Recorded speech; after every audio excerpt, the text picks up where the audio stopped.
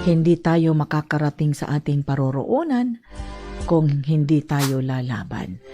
Gamay lang problema, suko ka na, napakahirap po, no? Hindi mo lang bigyan ng pagkakataon ng sarili mo para lumaban. Lahat ng mga ginagawa natin, hindi talaga magiging perpekto yan. May mga pagkukulang, may mga pagkakamali, pero hindi po nangangahulugan yan na kailangan natin tumigil. Namuundang ta, namuback out ta. Gikinahanglan nato nga kung unsa man ang mali, ato ng tuliron. Kung ano man ang mga sayop-sayop diha, ayuhon yun na nato. Oo, atong itama na siya.